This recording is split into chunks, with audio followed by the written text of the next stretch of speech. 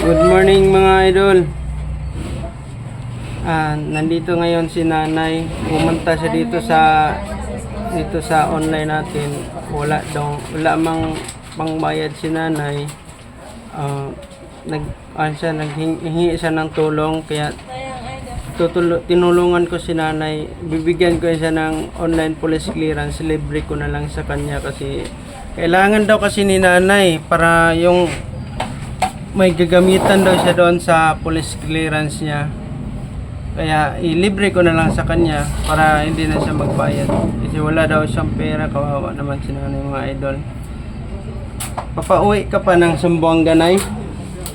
Yan si nanay mga idol.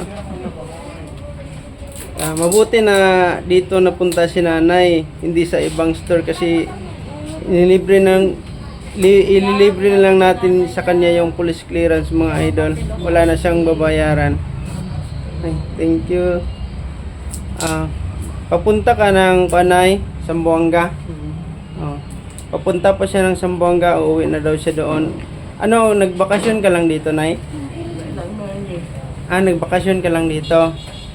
Ilang buwan na ba? Or dalawang buwan na? So ngayon, uuwi ka ng Zamboanga. Hindi ka na babalik dito sa Ipil. Doon ka na palagi sa Zamboanga. Doon ka na manirahan. Sige. Yung kan mo, Nay, yung police clearance mo, yan. Libre na natin ka, nanay. Hindi natin siya pabayarin. Tapos, punta ka na doon sa police station, Nay. Ibigay mo doon, tapos bibigyan ka na ng police clearance para magamit mo kung saan mo yan gagamitin. So, yan lang, Nay. Ano masasabi mo, Nay? Thank you. Salamat. Sige mga idol, at least natulungan natin si nanay at dito siya nakapunta sa store natin na bigyan natin siya ng tulong. Libre na yung police clearance niya. So, Nay, yun lang, Nay. Maraming salamat, Nay. Ingat po kayo. Ay, bigyan ka pang snack, Nay.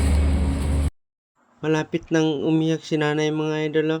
Kita niyo yung mata niya ni nanay mga idol. Naiiyak na sana siya, pero nakaya pa ni nanay mga idol. Siguro ito ay bunga ng natuwa siya o dahil natulungan natin siya. Muntik na siyang naiiyak mga idol. At masaya si nanay mga idol na kahit kunti yung nabigay nating natulong, ito ay malaking halaga na sa buhay niya. Ito, Nay, pang snack mo, Nay, ha? Sige, Nay. Ingat, Nay. Oo. Uwi na si nanay mga idol.